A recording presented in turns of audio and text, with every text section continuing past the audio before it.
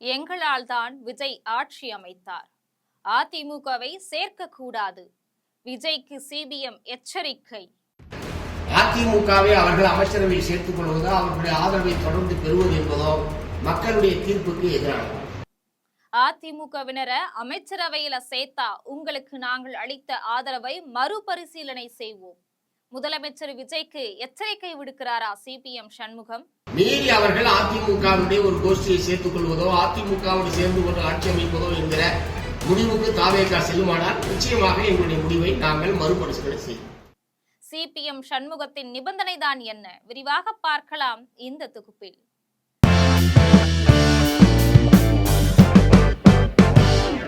நடந்து முடிஞ்ச சட்டசபை தேர்தல்ல போட்டியிட்ட 233 தொகுதிகள்ல 108 தொகுதிகள்ல வெற்றி பெற்று பெரும் வெற்றியை பதிவு செஞ்சது தாவேக. 108 தொகுதிகளை கைப்பற்றி தனிப்பெரும் கட்சியா தாவேக வெற்றி பெற்றாலும் பெரும்பான்மையை நிரூபித்து ஆட்சி அமைக்கிறதுல பல்வேறு சவால்களை எதிர்கொண்டாரு முதலமைச்சர் விஜய். பெரும்பான்மையை நிரூபிக்க மற்ற கட்சிகளுடைய ஆதரவை தேடின போது முதல்ல ஆதரவு கொடுத்தது மார்க்சிஸ்ட் கம்யூனிஸ்ட் கட்சி தான். அதுவும் நிபந்தனை எதுவுமே இல்லாம ஆதரவளிச்சது.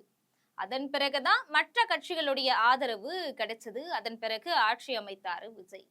இந்த நிலையில அதிமுகவுக்குள்ள பிளவு ஏற்பட்டு 2 தரப்பா பிரிஞ்சு சி.வி. சண்முகம் மற்றும் வேலுமணி தரப்பினர் விஜய்க்கு ஆதரவு கொடுத்திருக்கிறது மிகப்பெரிய பேசு பொருளா இருக்கு.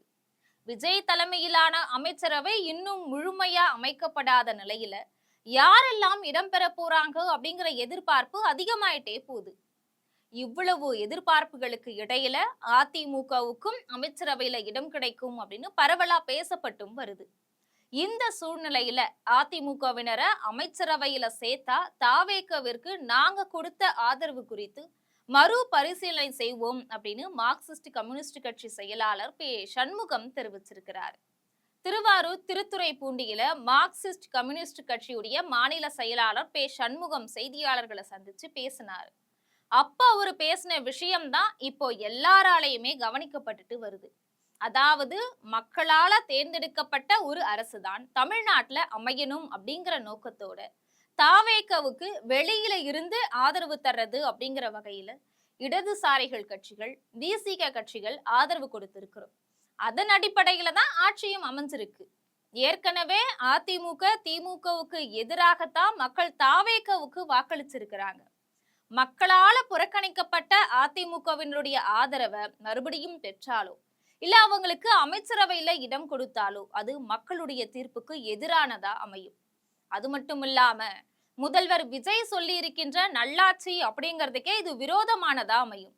ஒருவேளை இதை மீறி அதிமுகவில் இருக்கக்கூடிய ஒரு தரப்பை சேர்த்துக்கிட்டாலோ அவங்க கூட இணைந்து ஆட்சி அமைக்கணும் அப்படிங்கிற முடிவுக்கு தாவேக போனாலோ நிச்சயமா எங்களுடைய முடிவை நாங்க மறுபரிசீலனை செய்வோம் அப்படின்னு மார்க்சிஸ்ட் கம்யூனிஸ்ட் கட்சியுடைய மாநில செயலாளர் பே. சண்முகம் பேசியிருக்கிறார்.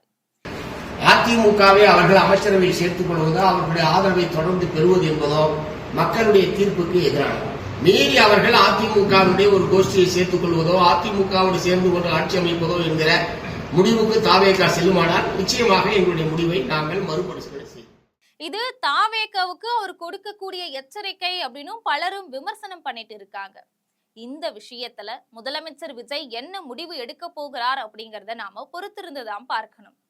இது போன்ற செய்திகளை உடனுக்குடன் தெரிந்து கொள்ள ஜெம் தொலைக்காட்சியுடன் எப்பொழுதும் தொடர்பில் இருங்கள். நன்றி.